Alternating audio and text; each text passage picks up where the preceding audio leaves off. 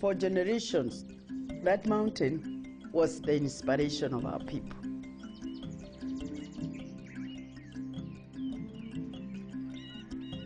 Everything good came out of the mountain. The rains, the clouds, the fog.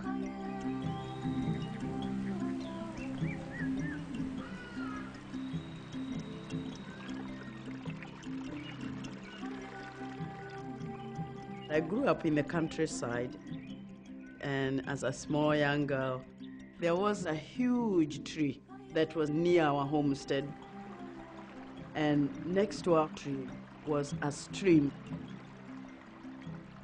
My mother told me to not collect firewood from the fig tree by the stream. I said, why? And she said, because that tree is a tree of God. I didn't know what she was talking about. But I would run there and collect water for my mother. The stream actually came out of the ground, gushing up from the belly of the earth. Now, sometimes there would be thousands upon thousands of frog eggs. They are in black, they are brown, they are white, they're beautiful. I didn't know they were frog eggs. I would just see these beads, and I would put my little hands underneath and try to lift them in the belief that I could put them around my neck and decorate myself. And I would spend hours trying to lift them up. Here I am, and I am so small, and I'm playing with frog eggs and tadpoles. Between the fig tree and the stream, it was beautiful. I guess it was a tree of God.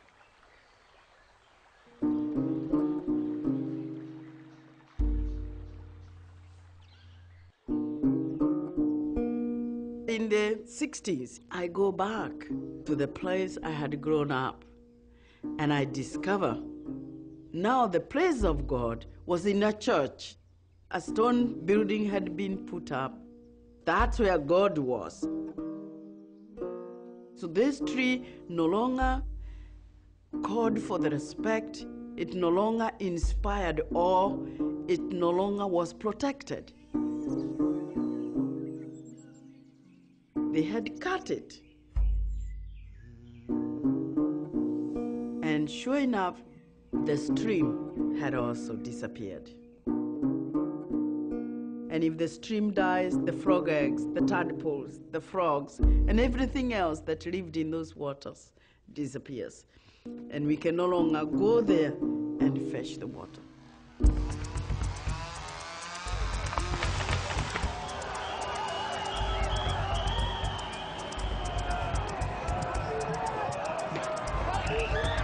If you're going to shed blood because of our land, we will.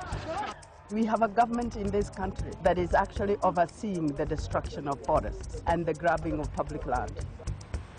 Today, we are faced with a challenge that calls for a shift in our thinking so that humanity stops threatening its life support system. We are called to assist the earth to heal her woods, and in the process, heal our own.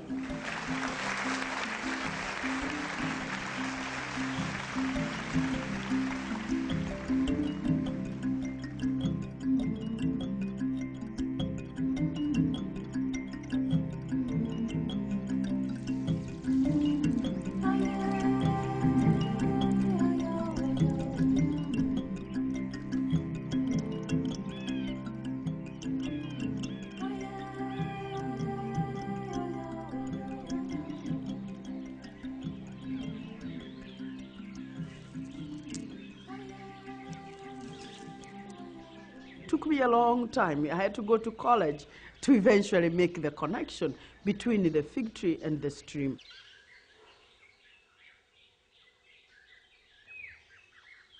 When the rains fall in this kind of a forest, it is caught by the millions of leaves and every one of them is holding some water. Yeah, if you listen, you can hear the drops of water.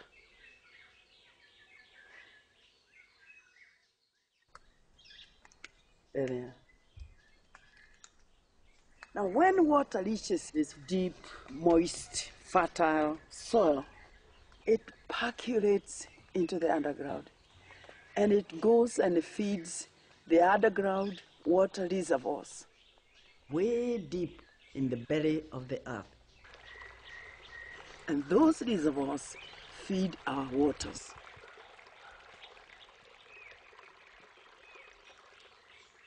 When you think of how long my fig tree stand there undisturbed, you can clearly see how the roots would go deep into the underground.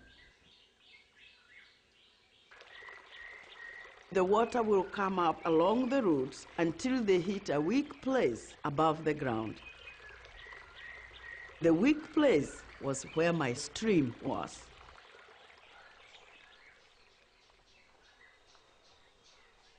People do not know how much they depend on the survival of this ecosystem.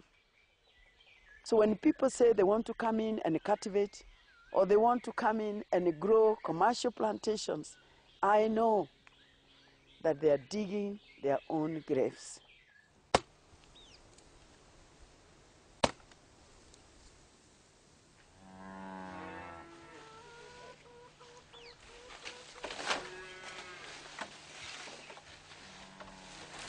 Tana de kaire tu takanini ta mundu ta mugima ta oyuri uguoni.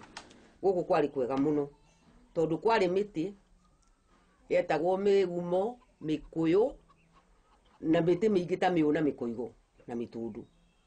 Na hindi iyo ri ni kwali kwega muno tondu ni gwakigitite miti ikaiura thini ya bururi.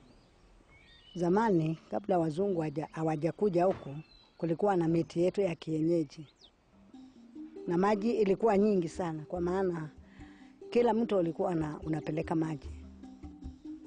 Tukaendelea hivi vile watu wanavyoongezeka kujenga, kulima, miti tukaanza kupunguza. Na nchi nayo ikaendelea na kukauka. Mambo yakaanza kuharibika kwa maana kuna vizazi vingine ambavyo havikuona visima vile vilivyokuwa vya zamani, vile vilivyowekwa na Mungu.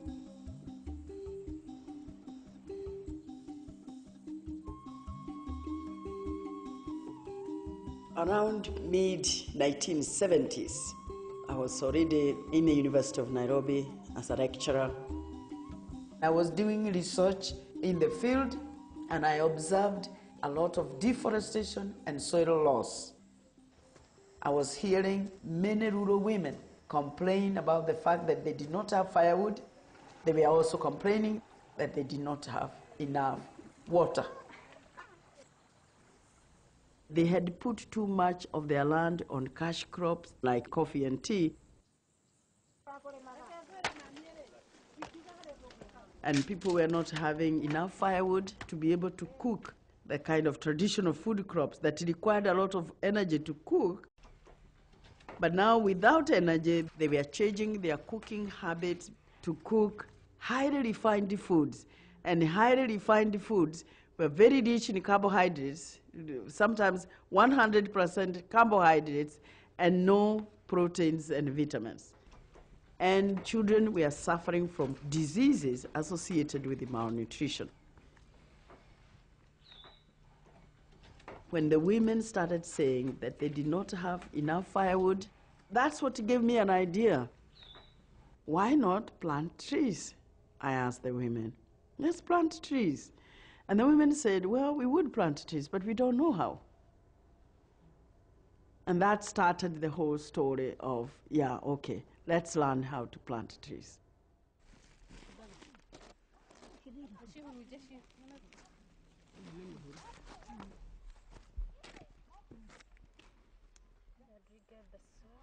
We approached the women and tried to make a relationship between environmental problems and their daily problems. Habari zenu? Nzuri. Haya, Dorika. Elizabeth. Habari zenu? Nzuri. Ndio. I had her talking about the whole country.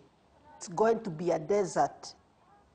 And she said, to improve the environment, all what we need, and we can do it, is just to plant trees. And we called the foresters. They came and they talked to women.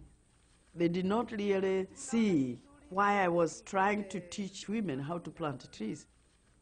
Because to plant a tree, you need a diploma. I said, well, I don't think you need a diploma to plant a tree.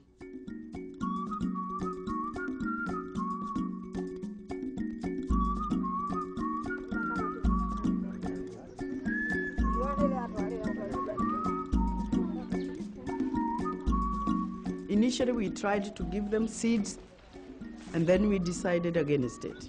We said if we give them seeds, they'll become dependent on us. We said collect seeds and try to propagate the trees of the area where you are.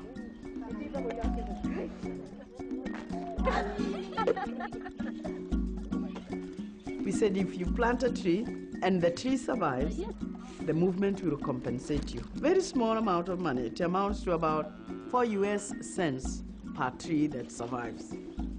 And this motivated the women. And so they just started very, very, very small, very, very small. And before too long, they started showing each other. And before we knew, the tree nurseries just started mushrooming.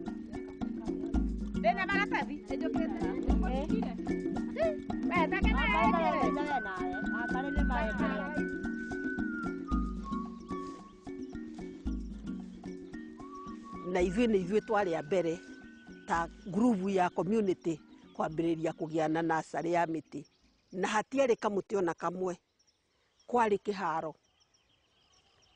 tondũ matiarĩ sure atĩ ũguo tũroiga nĩ tũkũhanda mĩtĩ rĩ, atĩ no tũhande, tondũ ti mũtugo wa Gĩkũyũ atumia kũhanda mĩtĩ. Kwoguo rĩrĩa twambĩrĩirie kũhanda mĩtĩ rĩ, ithuĩ ta atumia nĩ tuonire nĩ ta a breakthrough gũtuĩka ithuĩ nĩ tũratuĩka associated na mĩtĩ.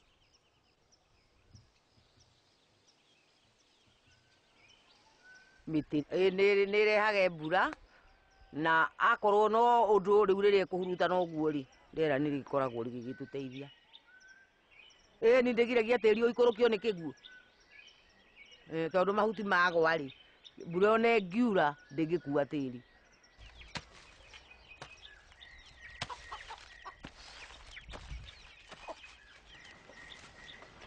Khoya na khora kimiti kino se khoya na rura khota ngane mubona nena byarandi kamatunda buli sindu mana namanya ati kimiti kiri kimirai. Ona ici kuma 1987 rĩ nĩguo ndahandire kamũtitũ gaka gakwa mĩtĩ green belt yoka, na mĩtĩ nĩ ĩkũndeithia ndahanda thĩinĩ ya mũgũnda ũngĩhanda kinya harĩa ũguo guothe na gũkũ. Akorwo nĩ ta kũu kwa ng'ombe indo ta icio cia mwako itithumbũraga, ngĩambĩrĩria kũheana ke ya mwako. Trees are wonderful. They grow. And as you see them grow, you want to plant too. And before we knew, we had thousands of people doing the same thing. It was now communities empowering each other to plant trees for their own needs.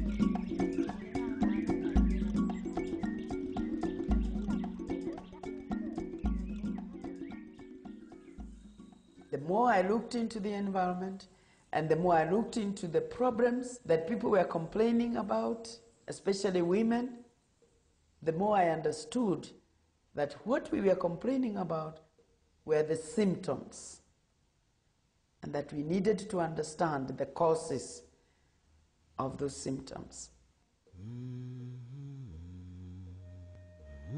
Why did we deforest our country?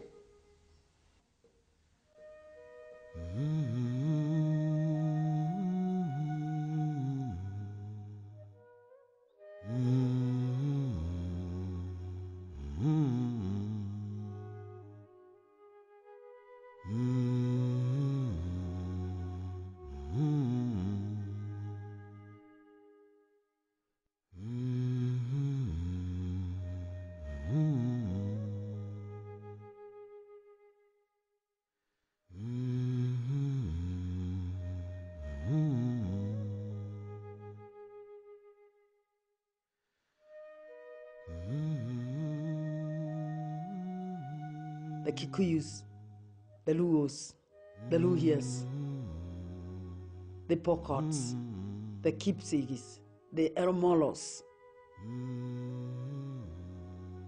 the Somalis, the Boranas, the Merus, the Kambas, the Digos, the Maasais.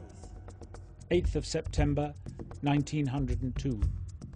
I have performed a most unpleasant duty today. I made a night march to the village where the white settler had been so brutally murdered the day before yesterday. I gave orders that every living thing except children should be killed without mercy. Every soul was either shot or bayoneted.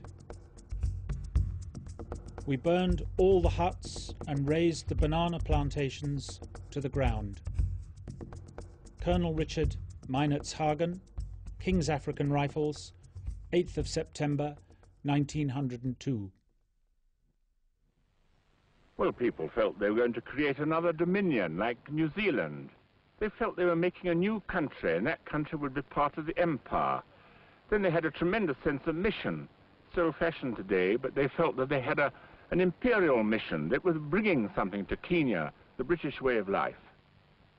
The sense of making a country, developing it, seeing the roads grow, and gradually the land tamed. They said, this is an ideal colony for us, and they took the best land. The settlers had to clear the land for settlement and to grow other crops. So they tore down the natural forest, kicked out the people, and settled a European type of community to farm.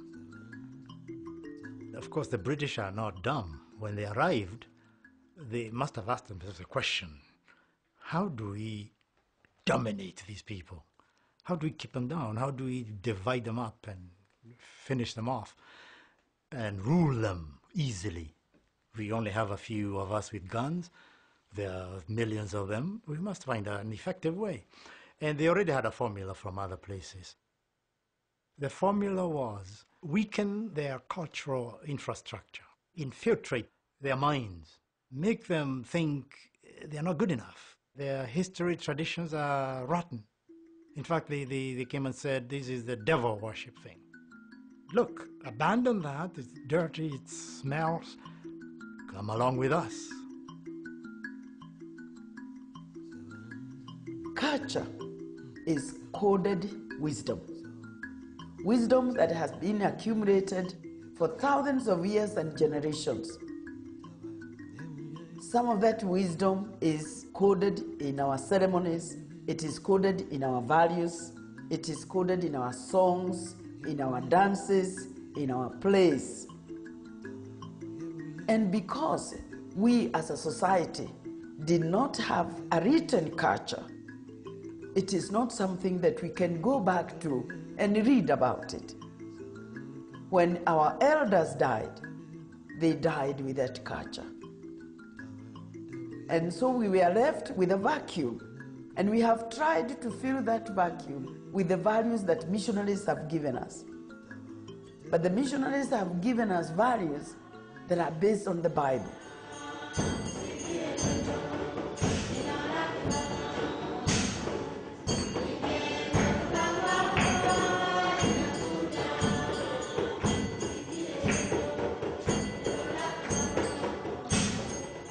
And as good as they are not coded wisdom of our people.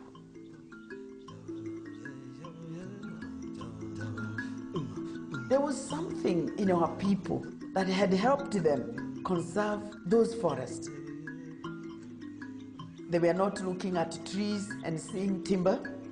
They were not looking at elephants and seeing ivory, or looking at the cheetahs and seeing the beautiful skin for sale. There was no such economic value of these animals, so they let them be.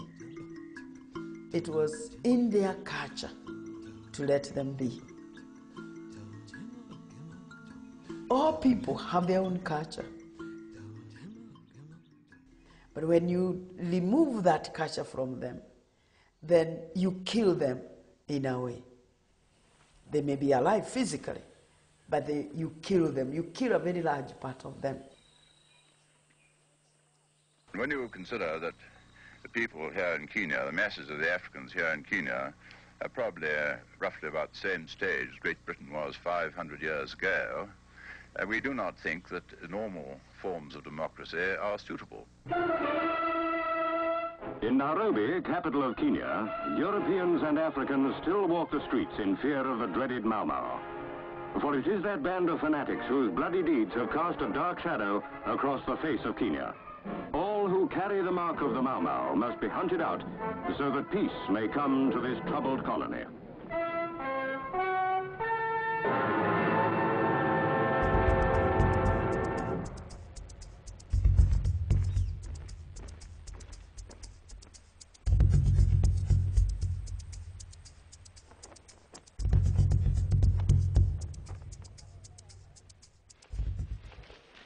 I was relatively young. At that time, I didn't fully understand. There was too much propaganda for me to really understand what was going on either side of the divide.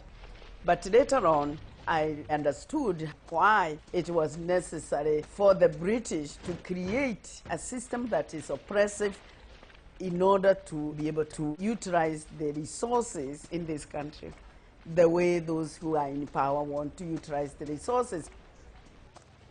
Ndanyitetwo na ngatwarwo kuria riu kabeciari twina mutumia uyu kwanza ngirwa ati mwanake wa nyina na mukunu ni athire mutitu ni tondu akiragwo ni twina gitoi ndiacineirwo nyumba ngikuirwo indo ciothe nginya mburi na nguku tukirikirio na tukihingirwo mugunda. They moved us from the land to a village.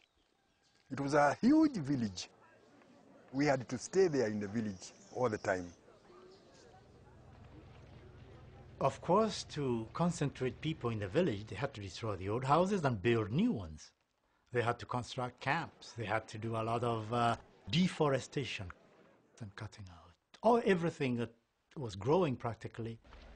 Most of our environment were destroyed by the government to fight the enemies because the forest was leaked and the Mau Mau were hiding in the forest.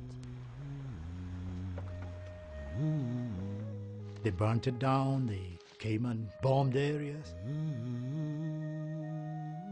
What used to be forest as we grew up, in 5 years, became bare.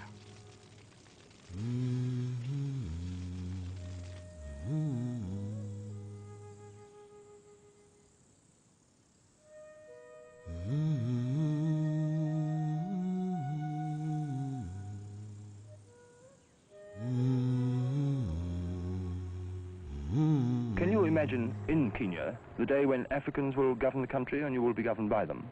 Do you think it's possible? Oh yes, I think so. At a later date. How would you react to that? Well, I think we've all got to realize that one of these days we've got to accept it. It only remains for me to present to you, Mr. Prime Minister, these constitutional instruments which establish Kenya's independence.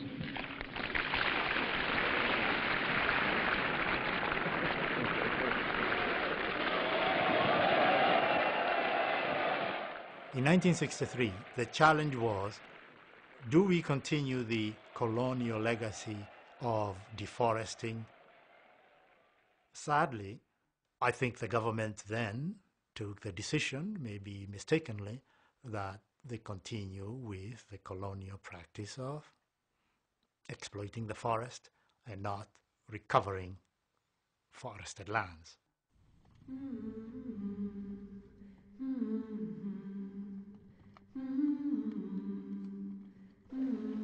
Daniel Toroitich Arap Moi naapa kwamba nitakuwa mwaminifu kwa Jamhuri ya Kenya na kuitumikia kwa moyo wangu. The policy of the Kenyatta and Moi government was no different in terms of forestry or natural resources from the colonial one. It was, in fact, a bit worse. The corruption was now beginning in a big way. Moi just exponentially blew it up to astronomical levels. They perceive the natural resources, especially forests and land, as if it is the property of the state, because that's the way the crown taught them that this is crown land. So these elites can continue to exploit resources and to enrich themselves at the expense of the environment and the people. It's a matter of division of the loot, who got what, all the way up. But at the very bottom, the forest was privatized. A large strip of very precious forest land was stripped naked and turned into tea zones.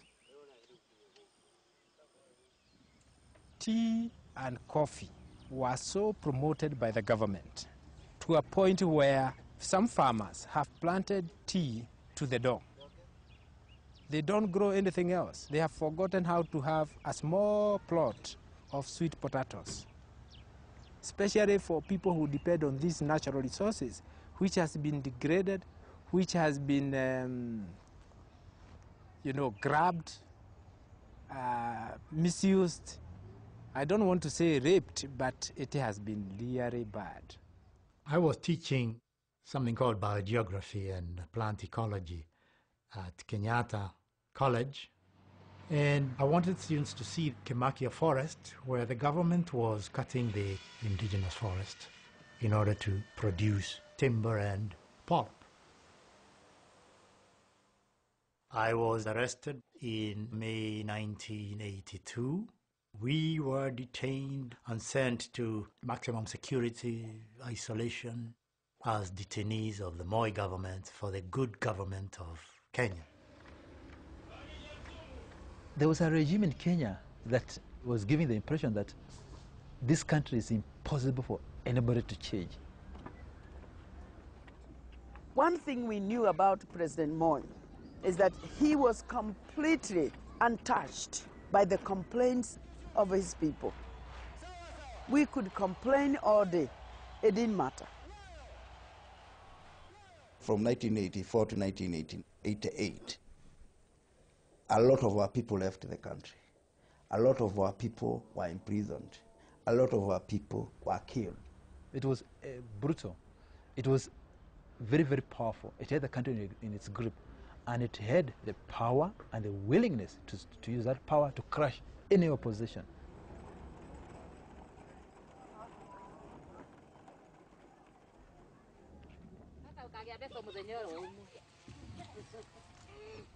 One of the tactics that the government uses is to make people fear authority.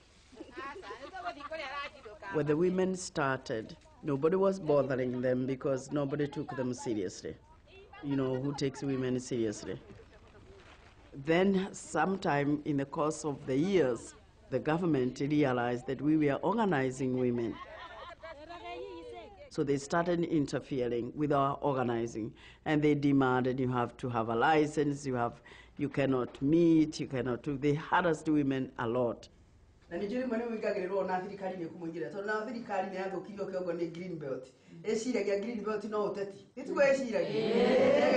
Muta Maathai arahandira tamae mumorie manyonete maita maigana na kungicaria miti yakwa ndeme Ogo miti ĩrĩa turahanda nĩ miti itu na nĩ miti ya guthondeka bũrũri witu na nĩ miti ĩrĩa tugatigira ciana citu o ũrĩa na ithuĩ twatigĩirwo nĩ maithe maitũ githĩ tiguo koguo nĩ tutige kũhagagagio nĩ andũ nĩ kũrega maregete gwĩciria na ningĩ mageciria tũrĩ tũgege nĩkĩo ndiĩ kana andũ arĩa maramũthomithia ũhoro ũyũ wa gwĩka no mũndũ wĩmenyete onaga cibu akamwĩra ũrĩ mwega bwana cibu ũmũhe gĩtĩo akwĩra ndũkahande mĩtĩ ũkamenya nĩ ũndũ wake akauga ũrangathia atĩa ũkamwĩra tondũ mĩtĩ cibu ĩkĩrĩ na ũru ũrĩkũ na ndĩgĩikagia mĩtĩ no kũhandwo ĩhandagwo ũkamũcirithia ũkamũtwarithia na ũgĩ tugaga mũndũ arĩkia kwĩmenya rĩ tugaga athiaga ta nyoka na ũgĩ mũingĩ mũno no agakorwo ahoreire ta ndutura githĩ tiguo ibuku rĩa Ngai rĩratũhe agathiĩ ta nyoka arĩ mũũgĩ mũno no agakorwo ahoreire ta ndutura tondũ nake cibũ ũcio ũngĩmũria atĩrĩrĩ ũrua mĩtĩ nĩkĩ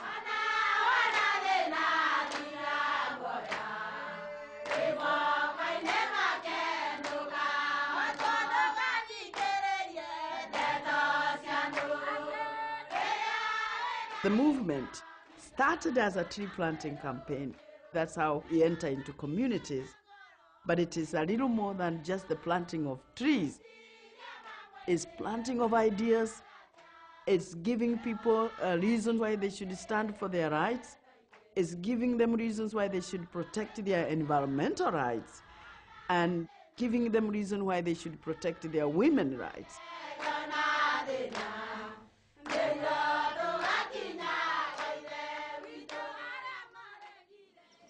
Ndĩraruta wĩra ũrĩa twĩragwo tũraruta wa wana wa gwĩkĩra tĩri haha ĩ na niĩ ndikiugaga nĩ wana nĩmenyaga nĩ wĩra ndĩraruta tondũ rĩrĩ nĩ Wangarĩ wa Maathai watũrire tũhande mĩtĩ nĩgetha tũtigae gũthĩnio nĩ ngũ na mwako na atumia arĩa igũta matwĩraga nĩ wĩra twagĩte wa kũruta tũraruta wa wana tũkĩhakũra tĩri ta ciana njĩkĩra nge ninũke ngatuĩre mbũri na njĩke marĩa mangĩ njĩkaga. You cannot protect the environment unless you empower people, you inform them, and make them understand that the resources are their own resources. They must protect them.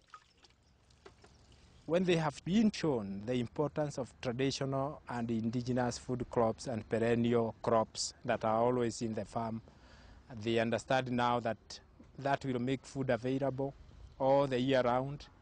If need be, you can go harvest some root crops if you don't have money to go to the kiosk and buy.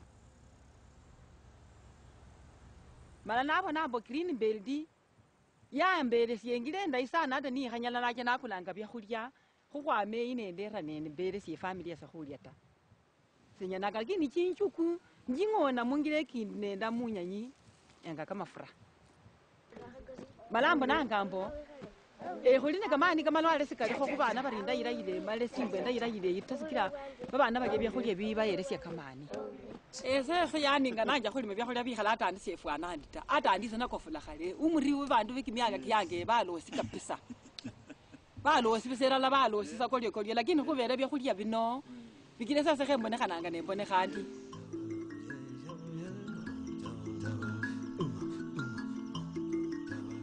People who are colonized lose a lot of knowledge accumulated all through the ages in the food they eat, in the way they prepare it, in the way they pass the art of agriculture to the next generation. Because we lose the values that we associated with that natural world. We are still living in denial. We are still denying who we are. We are still denying our roots. If we can recapture some of that, the values in our cultures, that the trees are important, the birds are important, then we would be able to take care of the environment. And I know if we are able to take care of our environment, then we can survive.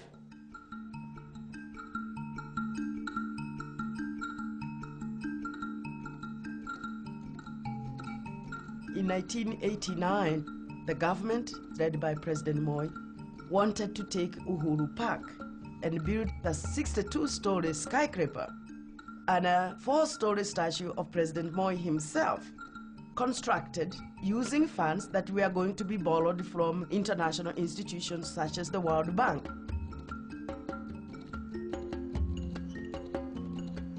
This is a public park. It's the only place in Nairobi where you can go and lie down and nobody asks you what you are doing and nobody asks you for a fee. The movement, the Green Belt was really growing at that time. And when this information came to her, she immediately came to the office and said, well, guess what? They are about to destroy the only major park in Nairobi. We cannot let it happen. And then she said, Now I have an idea. I said, okay, what's the idea? I want to protest through the British government. I've written this letter, okay.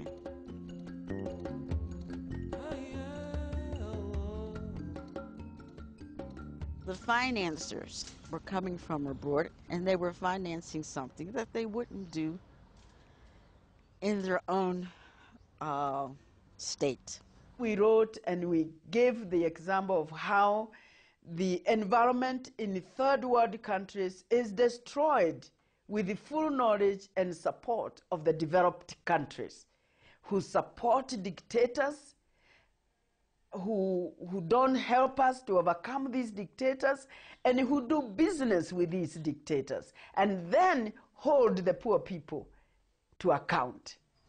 It infuriated the head of state, and it infuriated the parliamentarians, because they felt, why should she take this local issue outside of the confines of this sovereign state?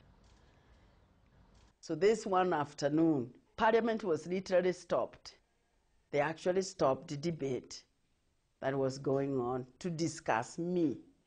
And they had nothing but abusive language against me. They want to get personal. They want to debase your womanhood. So I said, now don't give me that. Just use the anatomy that matters right now. And that is from the neck up. Na mama moja anajitokeza na kwa desturi mama kwa Kiafrika lazima kuheshimu wanaume. Na mimi nauliza akina mama, muko wapi kutudiscipline moja wapo wenu ambaye amevuka mpaka? Because of the condemnation and the exchanges of words between her and members of parliament and the public, and most people were saying, this lady, I think she must be out of her head. I remember friends walking across the street so that we would not meet. And I remember some friends meeting me and not wanting to stand and talk because they did not want to be associated. She was disobedient at a time when disobedience was not tolerated. The system said, how dare you? What do you think you are? Do you think you are? Because they said, a woman to answer a man? You raise your consciousness to a level where you feel that you must do the right thing because it is the only right thing to do. It was a turning point, but most people could not understand also or imagine the courage of an individual who could stand up against this dictator. To me, in all her fights, that was the biggest fight. Because that also was the turning point in this country, that no matter how small, no matter what you are, you can make a difference. The international community withdrew and did not give President Moi the money that he needed, and so the project died. It was at that point that people felt that if one little woman of no significance as far as they were concerned, except that I was so stubborn, can stop that building, surely this government can be changed.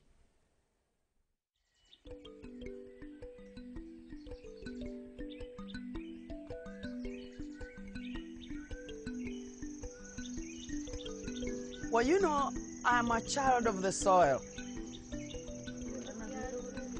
When a baby was born in our community, the women would have gone to the farm and they would have come back with a bunch of bananas. They would have come back with sweet potatoes.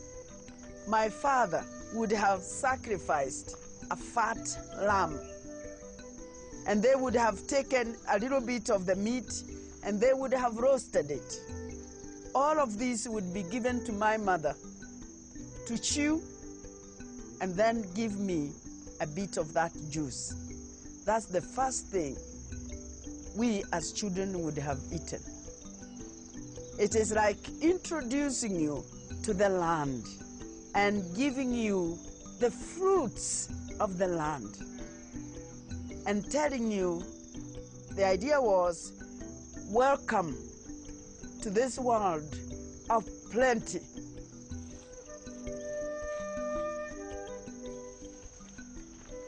And as you grow up, you go with your mother to the land, and as you cultivate and remove the weeds, there is a feeling of contentment, a feeling that you are one with the land.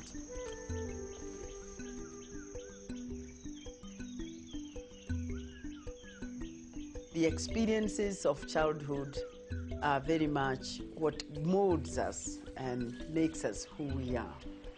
The water you drink, the air you breathe, the food you eat, that's what you become. The world of my childhood was a world that was full of life, where children were given stories. And these stories were living stories. My aunt especially was very good at telling stories, and I loved to go and visit her because she would tell me stories till I would fall asleep. And her stories were about dragons, about animals, a world where animals would talk to you. All the stories ended on a good note. It was almost a lesson. Be careful with life. Be careful with tricksters who will put you into trouble. Don't be greedy. Don't be selfish. You get all this teaching through these stories. It was my brother, my oldest brother. It was him who suggested, why don't I go to school? My mother, bless her, she agreed. She said, there's no reason why not. She herself never went to school. The first day, I remember, I was accompanied by a cousin.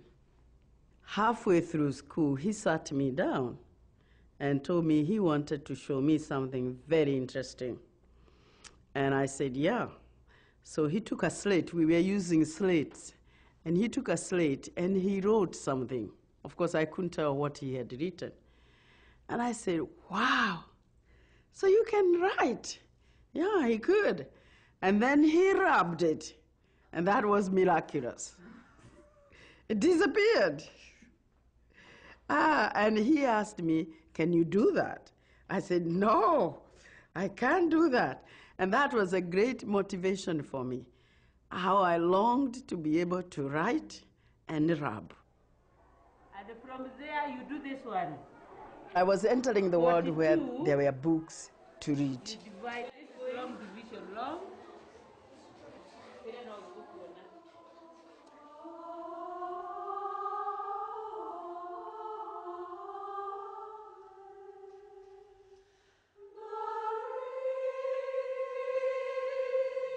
There is something about the religious, people who are doing things for the common good, who are pursuing truth.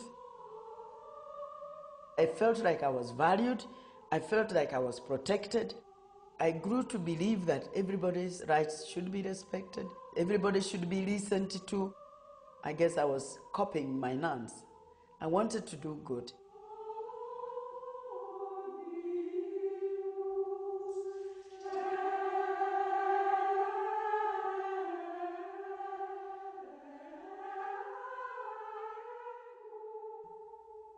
My 5.5 years in America transformed me and gave me a completely different way of thinking about myself and about my fellow human beings.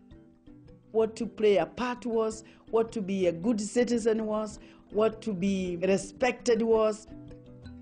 It was not easy to come back and try to reflect that in my society. My society had hardly changed, but I had been completely changed.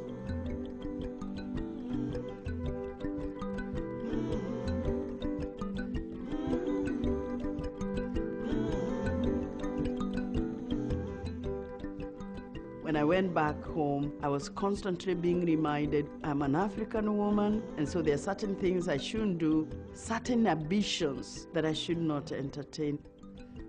That was a problem for me because I had never thought of myself as an African woman. I never thought of myself as a woman to begin with. For me, the limit was my capacity, my capability.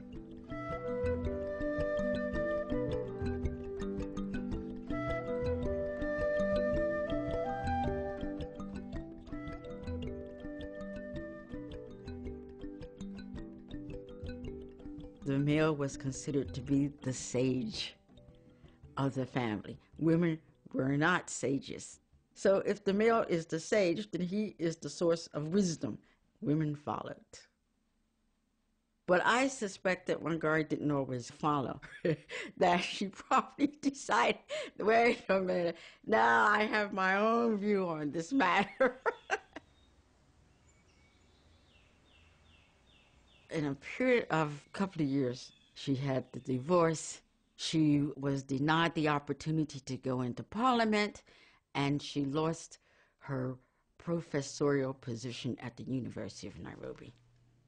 I'm really in deep debt because I've gone through a divorce that was very bad, and I have paid my lawyers through my nose, and I am broke to the bone. We were at a swimming pool, and the children wanted chips and sausages. And I said, I don't have any money. To be without money, and your child wants chips and sausages, and you can't buy. And he doesn't understand how you cannot have money, so he starts crying.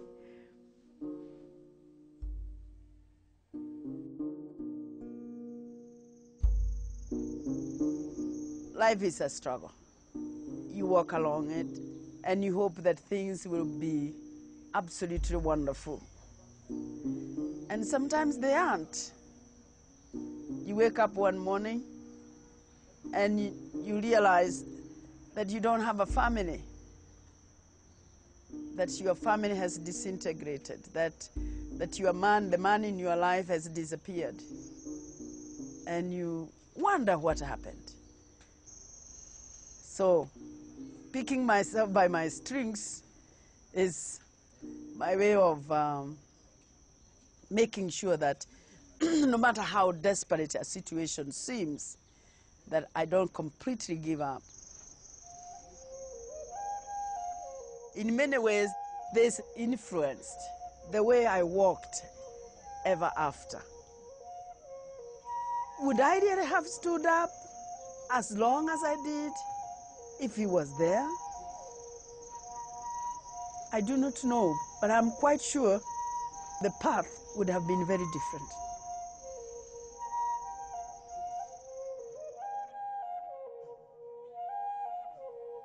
There isn't much else to lose, is there? So now we can just do what we feel is the right thing to do. And that made for a certain freedom, in a sense, because then she felt the strength to follow her own ideals and conscience. We see corruption, we see fraud, we see government mistreating its citizens to the fullest. During the darkest period when nobody would talk, too afraid, when the government was a terror government, it is a credit to those few people that they kept the light burning in the dark. And Wangari's credit is that when she found that there is no alternative but to ask policy and political questions, she quickly stepped to the podium and militantly continued to fight for democracy. We are dealing here with a government that is violating the law. I think that the government has a case to answer. What we are experiencing is harassment. It's sheer harassment. Why are you arresting him?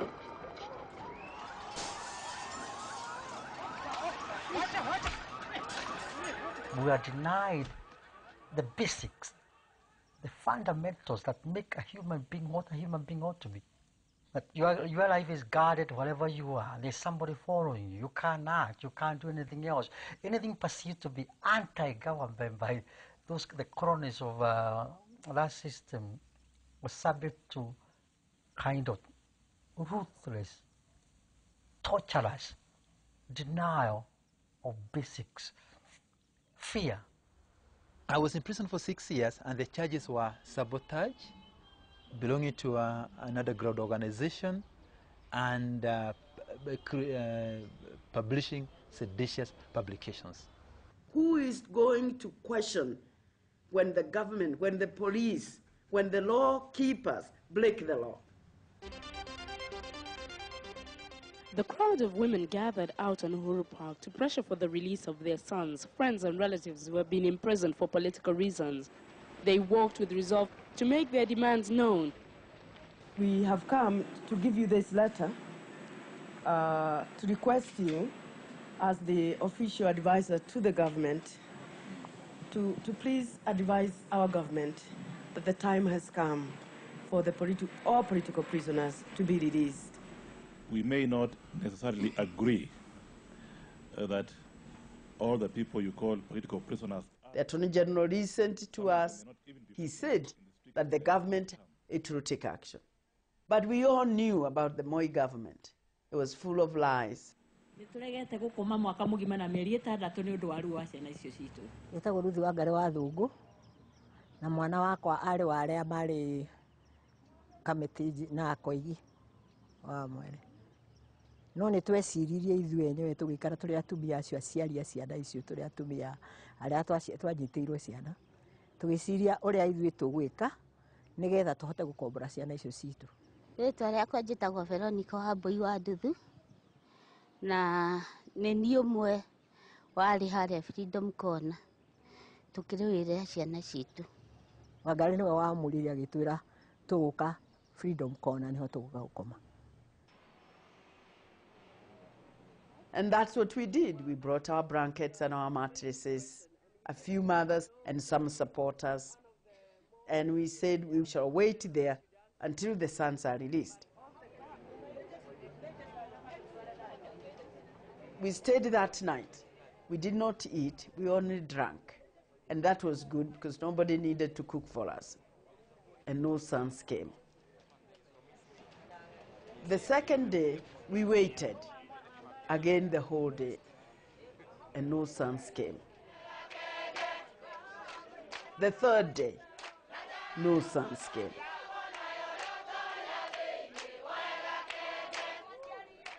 By the third day, a lot of people had begun to come who were themselves victims of torture. And for the very first time in this country, people narrated the torture they had gone through. And men would cry tears as they narrated that story. People felt courageous enough to come and say, let me tell you my story.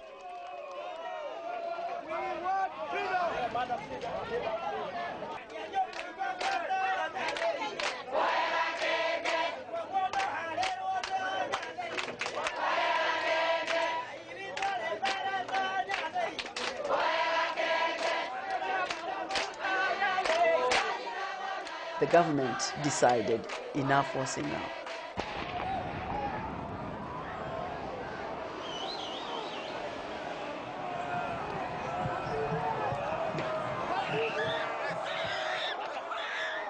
When the government descended on us, in that moment of desperation, women stripped, stark naked, and shook their breasts. In the African tradition, Every woman who is about your mother's age is also your mother, and you must treat her with the same respect. If men beat women, it is like sons violating their mothers. And the mothers respond by cursing them. And they curse them by showing them their nakedness. Excuse me, excuse me,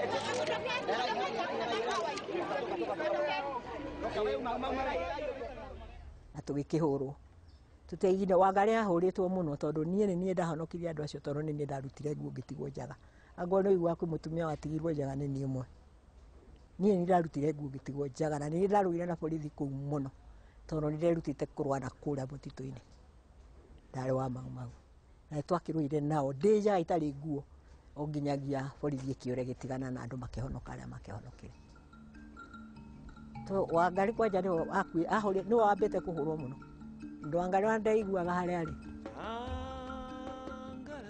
tondu Wangari utwo hau macokire magitwarwo na atumia angi magitwarwo Nairobi hospital ithuothe na aria matwarirwo Gitari na aria matwarirwo na Nyuki na aria matwarirwo ki twari Uhuru Park. We were holding a service, the Ash Wednesday service here. And as we were going on with the service, we saw these women. They said, look, we have nowhere to go. So I very, very quickly made a decision, and I took them into the bunker, which is down below here. Tugikara ku tuithuothe tugicoka ho tugetera Wangari nake Wangari uma thibitari aho na acokire agiuka roha twatura tukomagira mahiga ta maria na Wangari ucio wa Maathai. People who are working, they would come there and actually see the plight of these women. And that also had to be stopped by the government. But you would get sometimes 500 people, 1,000 people assembling there, and they're talking about democratic principles, about governance. What the government of that particular time did not want is anybody who is trying to educate the common people. We would sometimes hold political rallies, educating people on the fact that what we are doing is right and that nobody should be in jail for their political beliefs, that it is not right to have young men tortured. That's what I wanted to share with you. So I would like you to pass that message. Little did I know that they were to stay there for how many? Almost 11 months.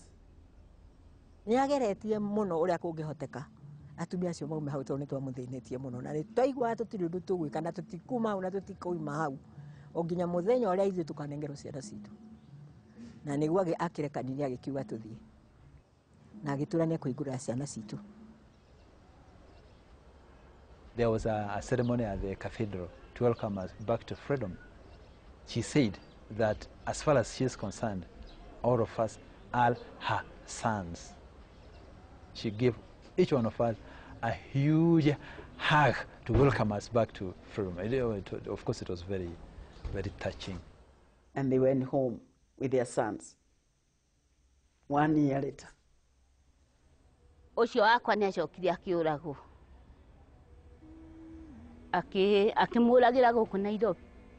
Ucio hetagwo Karimi, wakwa hetagwo Karimi, ni amuhuragi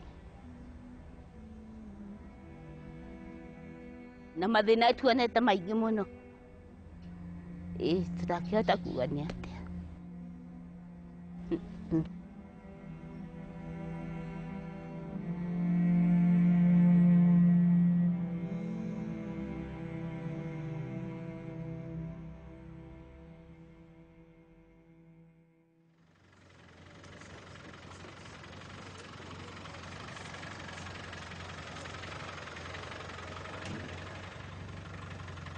From the day she started the Green Belt movement in 1977, the government saw her and saw a future leader.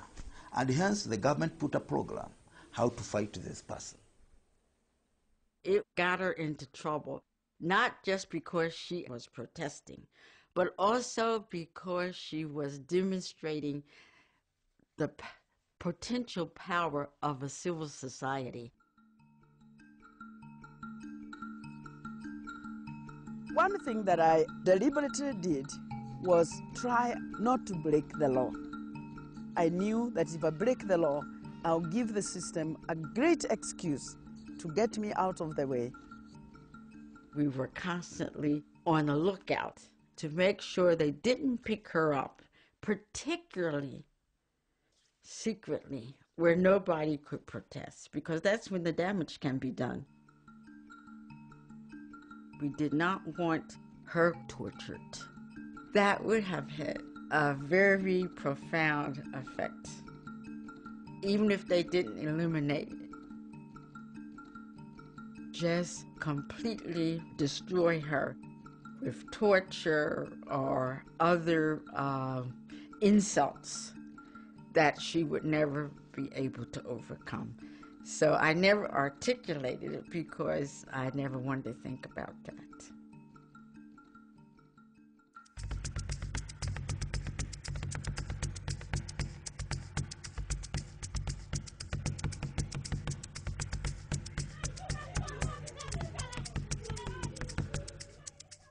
It was during this time that our country was suffering from tribal conflict.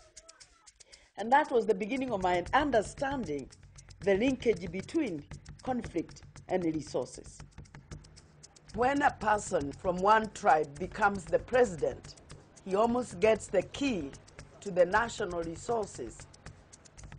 And his tribesmen believe they can remove members of another tribe from lands.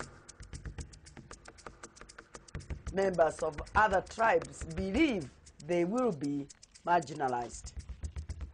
It became very easy for politicians to mobilize their tribe against the enemy tribe, to hit back at a community that is not supporting their man, who is the president. In a society like Kenya, which has very severe scarcities of water or pasture or the farming land, there's a lot of awareness of who owns which resource. As long as the resources are not being managed properly, as long as the resources are not being shared more equitably, we will be threatened.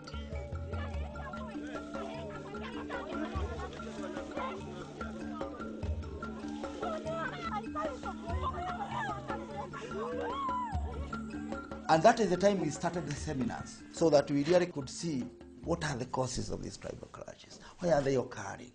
Who is being affected? Why are they killing each other? Why are people who have been going to the same church killing each other?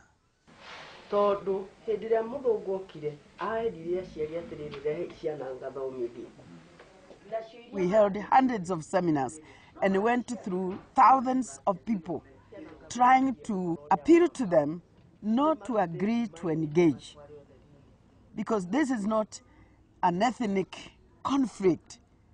This is a politically instigated conflict.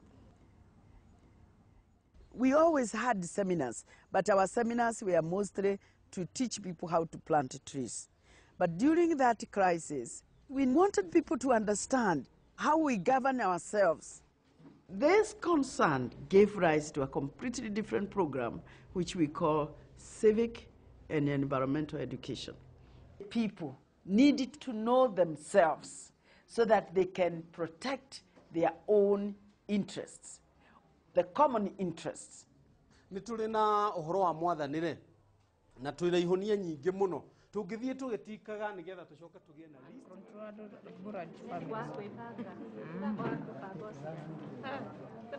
ithano ni mathina ma mĩciĩ tio tũmagĩrĩrio gwĩtwo orphans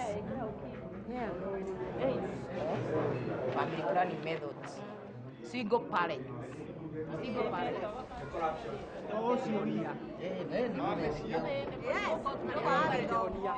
Initially, most of the problems were blamed on the government, on the authorities. And it was very important to work with these people and convince them that many of the problems they have listed actually come from themselves. That you have been doing things the wrong way. Twe hamwe. Andũ aya nĩ very important. Ndũngĩona mathĩna. And I would use a metaphor of traveling. If you take the wrong steps, if you take the wrong bus, you will end up in the wrong place and you are likely to encounter a lot of problems.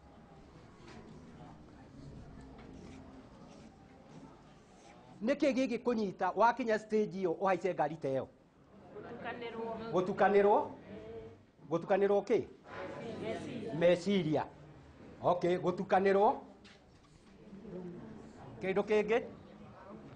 Kwaga? Kwaga kũria ũgetua kĩmenyi. Iria kiugo kĩu kĩngĩ reke ndĩmuongerere nĩ guoya. Okay, ta njĩrai atĩrĩrĩ. Ũrenda kũnjĩra nĩ njĩra mũrĩte nĩguo mũkona mathĩna mau? Nĩ mbathi ĩno mũhaicĩte? Nĩ gũtukanĩrwo mũtukanĩirwo? Mũrĩ ahũgũyu? Nĩkĩo mathĩna maingĩhĩte. Mũtingĩria ciũria tondũ mwĩ guoya.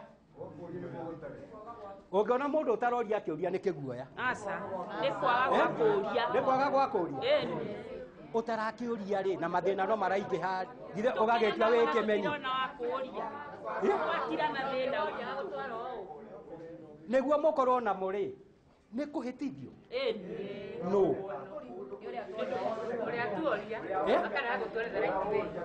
Ũrĩa muoria kamũhĩtithia. Mũgagĩikara ũguo. Mũkambĩrĩria gũkĩina. Atekirago kiki maũndũ-inĩ mothe. Ũikare oro ũguo nginya Jesũ rĩrĩa agacoka hĩndĩ ya kerĩ agĩgũkũrĩ oha agagĩũka akũrute thĩna. Nĩ ũndũ waguo ũguo rĩu kwambĩrĩria hau rĩ niĩ tũgĩthoma ngũkorwo ona ndenda kũmũtukanĩria no ngũmũtukanĩria tondũ na kũũria mũtingĩhota kũũria.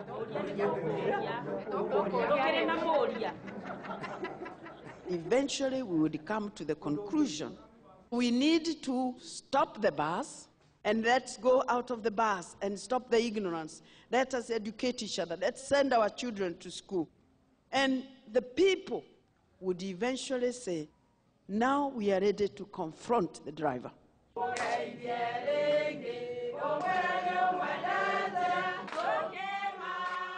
You cannot enslave a mind that knows itself, that values itself, that understands itself.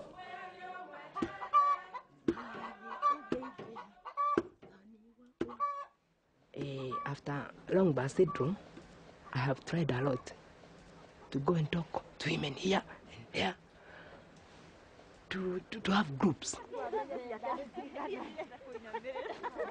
We try to encourage ourselves, because if we don't do that, our country will come to expire. Now I have courage to say anything. First we pray, then we have hope of what we are doing, then we do. Nĩahete hinya na ũmĩrĩru mũingĩ mũno ngĩka ũndũ njĩkaga njĩtĩkĩtie atĩ maũndũ nĩ merĩ gũkua kana kũhotana. The little grassroots people, they can change this world.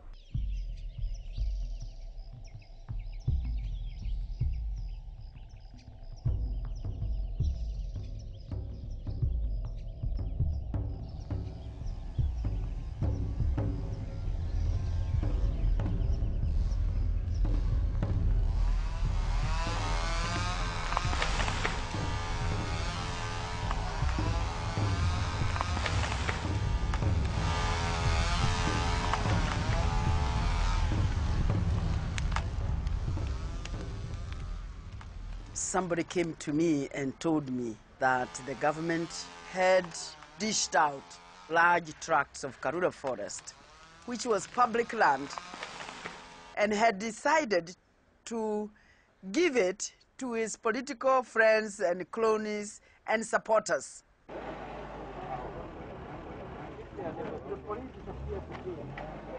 So as usual, we decided that we would go on a tree planting mission to reclaim Karura Forest. We came to plant trees as we have done in the past. And of course, as we can all see, some armed guards whom we knew were stationed here to prevent us from entering the forest. It's a very sad saga that we have a government in this country that is actually overseeing the destruction of forests and the grabbing of public land. We've been given instructions, no one should enter here despite anything. We are ready for anything.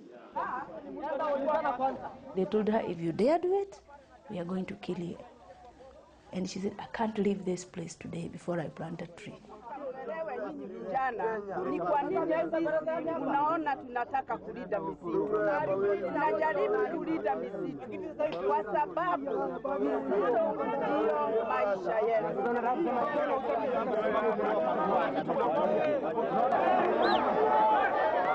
Mbona mnapiga press? We want honesty, we want justice. If we are going to shed blood because of our land, we will. We are used to that. Our forefathers shed blood for land. We will do so. This is my blood. And it reminds me of the blood that Wayaki shed, trying to protect Karura Forest.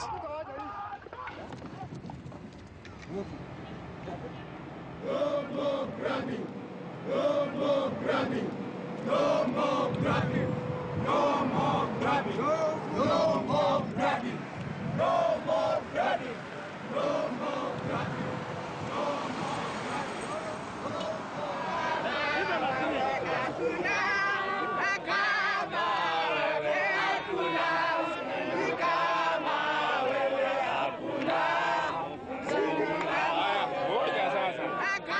By war or by peace, we will never give up in our fight for a better government.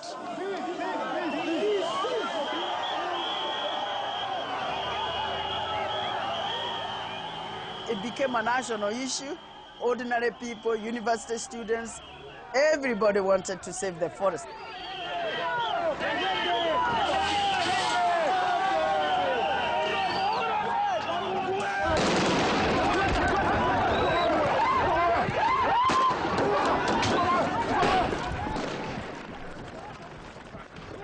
The whole town was on fire. And I think that's one of the things that made Moi decide enough is enough.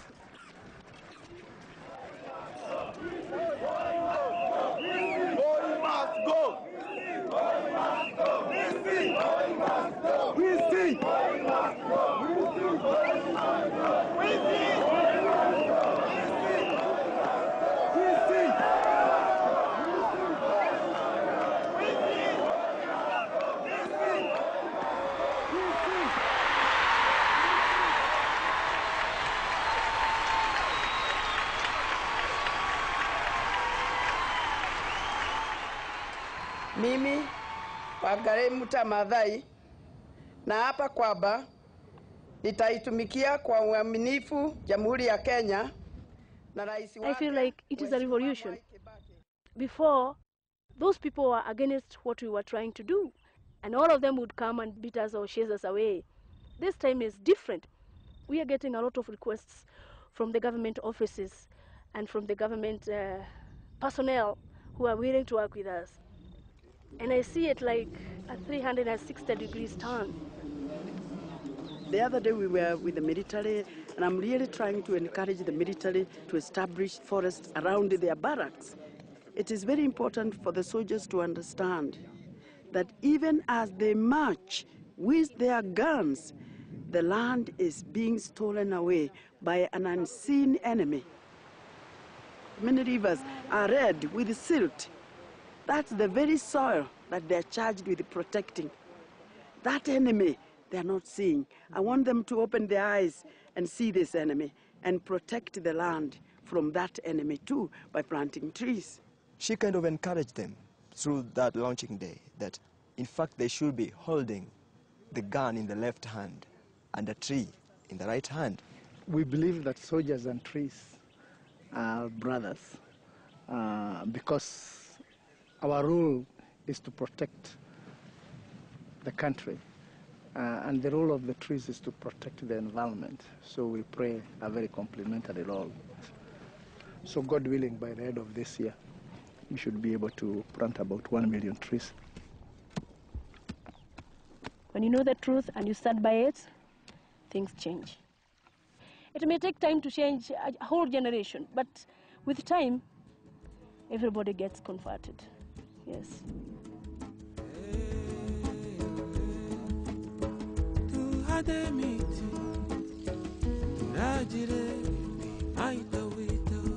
Mara neyo ngonga.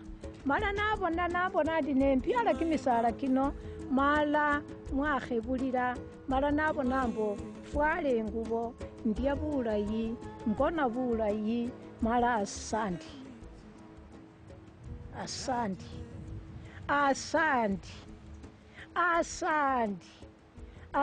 khurra khuwele asandi. It is the people who must save the environment. It's the people who must make their leaders change. So we must stand up for what we believe in. And we cannot be intimidated.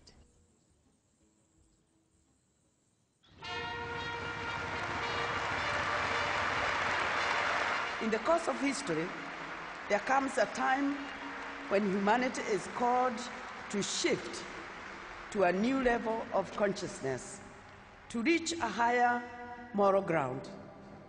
A time when we have to shed our fear and give hope to each other. That time is now.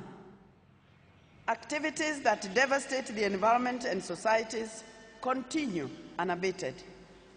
The Norwegian Nobel Committee has placed the critical issue of environment and its linkage to democracy and peace before the world.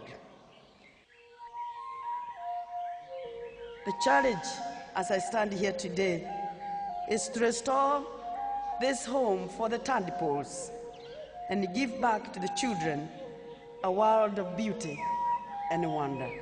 Thank you very much.